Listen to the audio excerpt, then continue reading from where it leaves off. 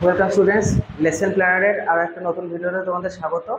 এবং আজকে আমরা চতুর্থ অধ্যায় অর্থাৎ সংঘবদ্ধতার গোড়ার কথা শেষ অংশটুকু পড়বো, যেটার নাম হচ্ছে লেখায় ও রেখায় জাতীয়তাবোধ। তো জাতীয়তাবোধের জন্য তো শুধুমাত্র যে মানে বিদ্রোহ হচ্ছে, আন্দোলন হচ্ছে, এগুলো দেখলেই হবে না। সাধারণ জনগণের মধ্যে এগুলো কখন ঢুকবে? তোমরা যদি এখনকার প্রেক্ষাপট দেখো, দেখবে যে যে সমস্ত রাজনৈতিক ঝামেলাগুলো হয় বা রাজনৈতিক বিষয়গুলো হয়, সেগুলোকে তোমরা সোশ্যাল মিডিয়া অথবা এখন তো সোশ্যাল মিডিয়ায় বেশি, বা সরকারি মিডিয়া বা হচ্ছে তোমার ন্যাশনাল মিডিয়া বা খবরের কাগজ, এইসবের মাধ্যমে সেই খবরগুলোর ডিটেলসটা তোমরা জানতে পারো। তো তখন কিন্তু সেইগুলো বলতে গেলে অনেকটাই বায়াসড হয়। তোমরা নিজেরা নিজেদের চিন্তা ভাবনা থেকে বিচার করে, এখন যেহেতু ব্যাপারটা অনেক সুবিধা, তো বুঝতে পারো। কিন্তু আগেকার ক্ষেত্রে সেই জিনিসটা হতো না। আগেকার ক্ষেত্রে কি হতো যে ঘটনাগুলো ঘটছে, লেখালেখিও হয়তো হচ্ছে কিছু পত্র পত্রিকায়, কিন্তু সেগুলো প্রচন্ড বায়াসড হতো, ঠিক আছে? তো সেখানে দাঁড়িয়ে আমরা বর্তমান প্রেক্ষাপটগুলোকে জানবো কি করে, বা এই তৎকালীন প্রেক্ষাপটগুলোকে জানবো কি করে? বিভিন্ন লেখকদের লেখা উপন্যাস, গল্প, নাটক, ঠিক আছে, এবং বিভিন্ন যে ছবি আঁকা হয়েছিল সেই সময়, সেগুলোর ওপর ভিত্তি করে। তোমাদের এই চ্যাপ্টারে এই যে পাঁচটা এটা সম্পর্কে করতে হয়। প্রথমটা হচ্ছে আনন্দমঠ, বর্তমান ভারত, গোড়া, ভারত মাতা, গগনেন্দ্রনাথ ঠাকুরের ছবি। এগুলো বাদেও কিছু নাম আমি বলছি যেগুলো শর্ট কোশ্চেন আকারে থাকে, তো মনে করে নেবে এগুলো।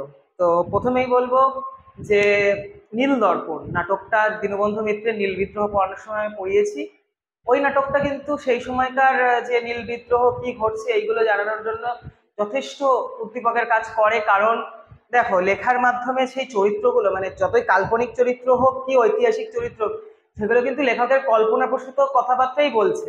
তো সেই লেখকের কল্পনাপ্রসূত কথাবার্তা, লেখকের কল্পনাপ্রসূত হলেও সেগুলোর মধ্যে যে যেহেতু চরিত্রগুলো কথাবার্তা বলছে পরস্পরের সাথে, তাদের ভাবনা চিন্তার সাথে আমরা একাত্ম হতে পারছি।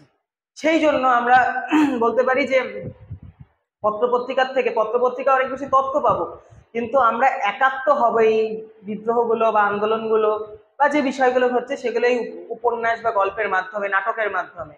নীল দর্পণ সেরকম একটা নাটক, ঠিক আছে। এছাড়া মালাবার অঞ্চলে একজন আর্টিস্ট ছিলেন, তিনি হচ্ছেন রবি বর্মা, যাকে পরবর্তীকালেও তোমরা জানবে বা এখনো তোমাকে তার ছবি দেখতে পারো, আঁকা ছবি। তিনি ভারতের মডার্ন আর্টের স্রষ্টা, ঠিক আছে। ভারতের যে 3D আর্টের চলন, সেটা প্রথম তিনি আনেন, রবি বর্মা।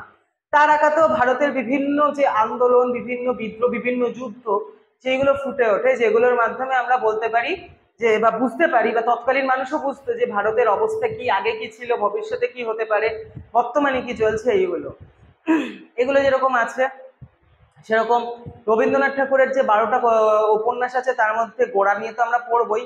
তাছাড়া ঘরে বাইরে বলে একটা উপন্যাস আছে, সেটাও রাজনৈতিক প্রেক্ষাপটের ওপরেই রচনা করা, ঠিক আছে।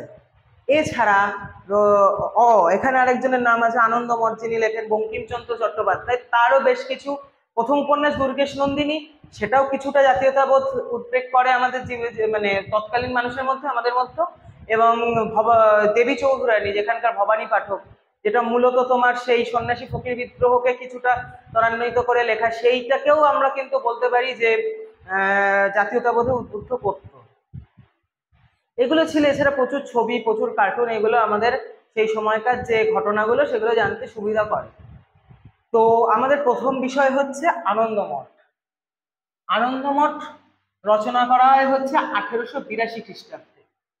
একটা সুবৃহৎ উপন্যাস, বঙ্কিমচন্দ্রের উপন্যাস তোমরা জানো, বড় বড় হয়, সুবৃহৎ, ফুল ডিটেলস, এবং বাংলা ভাষার প্রচুর জিনিসপত্র, মানে কঠিন বাংলা ভাষায় যে উপন্যাসগুলো এখনো অব্দি আমরা পড়াশোনা করি বা পড়ি, তার মধ্যে এই মানে বঙ্কিমচন্দ্রের লেখা অন্যতম। তো সেই আনন্দমঠের দুটো প্রেক্ষাপট ছিল, এবং দুটোই খুব ইম্পর্টেন্ট। সেটা হচ্ছে 76-এর মন্বন্তর, 1770 খ্রিস্টাব্দ, বাংলায় 1176-এ বাংলায় দেখা দেয় এক মরক বা তোমার দুর্ভিক্ষ, যেটা বোঝায় যে ব্রিটিশ কোম্পানির শাসনের মাত্র 13 বছর পরেই কিন্তু এই দুর্ভিক্ষটা দেখা দেয়। মানে 13 বছরে কি পরিমাণ শোষণ করেছে ভাবো, যে দুর্ভিক্ষ দেখা দিয়ে দিল, সেইটা সাথে সন্ন্যাসী ও ফকির বিদ্রোহ, ঠিক আছে। এই দুটোর মিল নিয়ে জাতীয়তাবোধ থেকে শুরু করে আমাদের মানে নিজেদের চিন্তা ভাবনার বিকাশ, এইগুলো সবকিছুই এই গ্রন্থের মধ্যে ছিল। এই গ্রন্থের আরেকটা জিনিস হচ্ছে বন্দে মাতরম, আমাদের জাতীয় গান। ন্যাশনাল সং, তোমরা কিন্তু এটা জানবে যে তোমাদের যদি কোনো পরবর্তীকালে পরীক্ষায় আসে, খুব সহজ প্রশ্ন পরবর্তীকালে তোমরা জানবে, তাও আমি এখনই বলে দিচ্ছি। বন্দে মাতরম কিন্তু আমাদের ন্যাশনাল সং, জাতীয় সঙ্গীত, ঠিক আছে। অ্যান্ড ন্যাশনাল অ্যান্থাম হচ্ছে জনগণমন, জাতীয় স্তোত্র, ঠিক আছে। আমরা এটা ভুল করি, বাংলায় একটু গুলিয়ে যায় যে জাতীয় সঙ্গীত বলতে আমরা জনগণই করি, কিন্তু অ্যাকচুয়ালি ন্যাশনাল সং কিন্তু বন্দে মাতরম, ঠিক আছে। এই গানটা যেটা পূর্ণ আকারে প্রকাশিত হয় বঙ্গদর্শন পত্রিকায় 1885 খ্রিস্টাব্দে। এবং এই যে তোমার বঙ্গদর্শনে আগে এই গানটা সম্পূর্ণরূপে ছিল না, এই আনন্দমঠ উপন্যাসের প্রেক্ষাপটের মধ্যেই ছিল, এবং সেখানে ইম্পর্টেন্ট ছিল, সেখানে কিন্তু চরিত্রটা বোঝাচ্ছে যে আমার মা হচ্ছেন দেশ, সেই মা আগে কি ছিলেন, এখন কি অবস্থায় আছেন এবং ভবিষ্যতে কি অবস্থায় থাকবে। তাহলে বুঝতে পারছো যে কতটা জাতীয়তাবাদী উদ্বেগ এই ধরনের লেখাগুলোর মাধ্যমে প্রকাশ পেত। তারপর হচ্ছে বর্তমান ভারত, স্বামী বিবেকানন্দের লেখা, এটা প্রকাশিত হয় তারই রামকৃষ্ণ মিশনের পক্ষ থেকে, এবং 1905 খ্রিস্টাব্দে, তার মৃত্যু 1902, তার 3 বছর পরে। এই বর্তমান ভারতে কিন্তু কি বলা হয়, বর্তমান ভারত তার রচনা, মানে ঠিক উপন্যাস বা গল্প না, তার রচনা এবং তার নিজের যে চিন্তা ভাবনা সেইগুলোর ওপরে। এখানেই তিনি বলেন যে মুচি ম্যাথর চামার আমার ভাই আমার রক্ত, এই ধরনের কথা বলেন তিনি। এই লেখার মধ্যেও বলেন যে যতই আমরা রাজরক্ত বা উচ্চ শ্রেণীর রক্ত নিয়ে কথা বলি, ভবিষ্যতে কিন্তু শূদ্ররাই দেশ শাসন করবে। তার যে জাতীয়তাবোধ, বিবেকানন্দের আধ্যাত্মিক জাতীয়তাবোধ, সেইটাই লেখার মধ্যে প্রকাশ পায়। মানে ভারত কেন, সারা পৃথিবীতেও এইরকম রচনা খুব কম আছে, ঠিক আছে। তো এই রচনার মধ্যে দিয়ে তিনি হিন্দু ধর্মের চিন্তা ভাবনা যেরকম বিকাশ ঘটিয়েছেন, ভারতের উন্নতি কিরকম, তিনি গীতার কথা বারবার বলেছেন যে গীতার থেকে আমরা কি শিখবো। আমরা দেখবে, এখনো দেখবে অনেকেই, মানে বাড়ির বয়স্ক হোক কি নতুন হোক, ঠাকুরের নাম করলে গীতা পড়ে, গীতা করছি, গীতা দেখছি, গীতা করছি। গীতায় কি বলা হয়েছে এক্স্যাক্টলি, তোমরা যদি কখনো গীতা পড়ো, দেখবে সেটাকে বোঝার চেষ্টা করবে। গীতা কিন্তু সংস্কৃতে লেখা, সেইটার মানে কি বলবো, স্যাটায়ার ধর্মী ভাবে লেখা, মানে মেটাফরিক্যাল ভাবনা চিন্তা দিয়ে তোমাদের লেখা গীতা। সেই গীতাটাকে বাস্তবে তোমার হচ্ছে ডিকোড করে সেটা সম্পর্কে তোমাদেরকে জানতে হবে, এবং তাহলে দেখবে যে জীবনের বহু সমস্যা গীতার থেকে সমাধান হয়, যেটাও বর্তমান ভারতে উল্লেখ আছে। এরপর আসবো রবীন্দ্রনাথের রচনা গোড়া।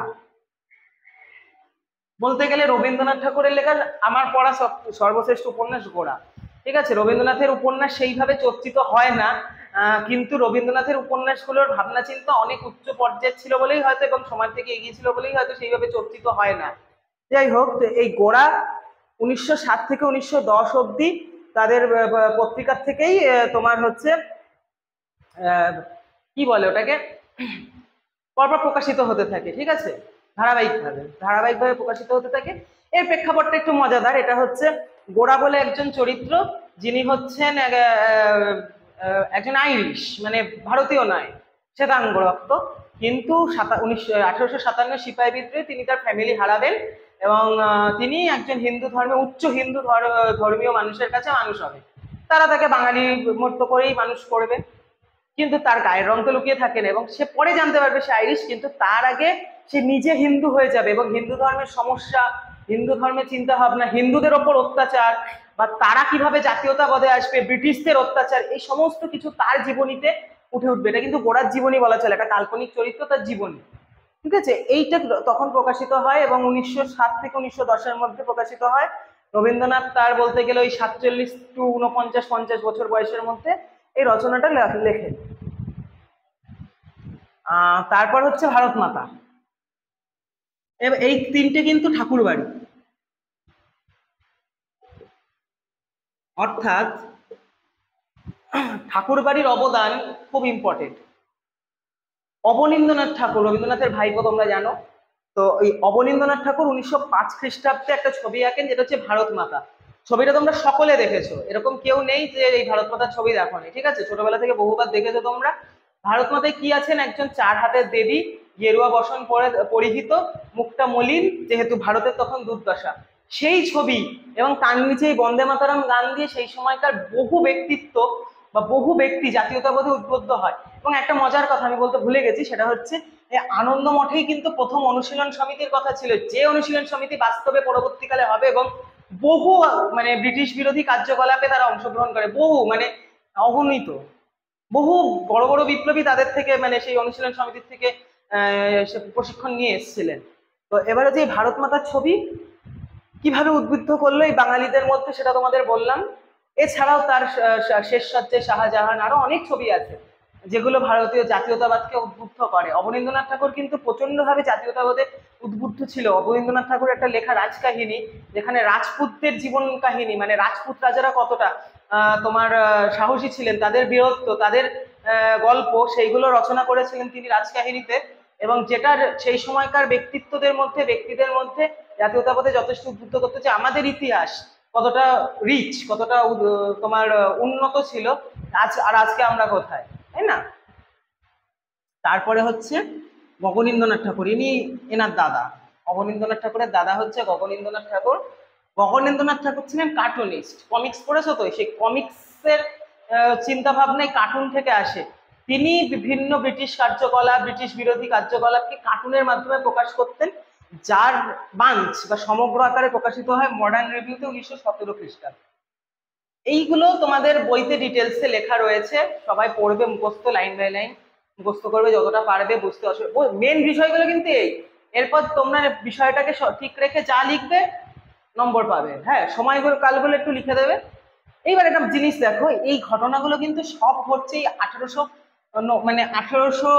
বলতে গেলে ঊনবিংশ শতাব্দীর ওই তোমার 90-এর দশক থেকে বিংশ শতাব্দীর প্রথম দশক অব্দি, মোটামুটি এরকম সময় অব্দি চলছে এই লেখাগুলো, লেখা আঁকা যেগুলো হোক। অর্থাৎ ভারতের রাজনীতি যতটা বেশি পাংচুয়াল হচ্ছে, যত বেশি সংঘবদ্ধ হচ্ছে, ততই কিন্তু এই জিনিসগুলো আসছে। এবং একটা মজার বিষয় কি জানো তো, আমরা তথ্যের অভাব অনেক জায়গায় পেতে পারি, তথ্য ঠিকভাবে নাও পেতে পারি, কিন্তু তৎকালীন ইতিহাসকে সহজভাবে সাধারণ মানুষের মধ্যে পৌঁছে দিয়েছিল কিন্তু এই জিনিসগুলোই। তো এই জিনিসগুলোকে বাদ দিয়ে ভারতের স্বাধীনতা সংগ্রাম কখনোই লেখা সম্ভব নয়। ঠিক আছে? তো তোমাদের এই 4.3 চ্যাপ্টার এখানেই শেষ হবে। এবং তোমাদের আরো কিছু জিনিস যদি জানার থাকে আমাকে মেসেজ করবে বা আমাকে কমেন্টে জানাবে।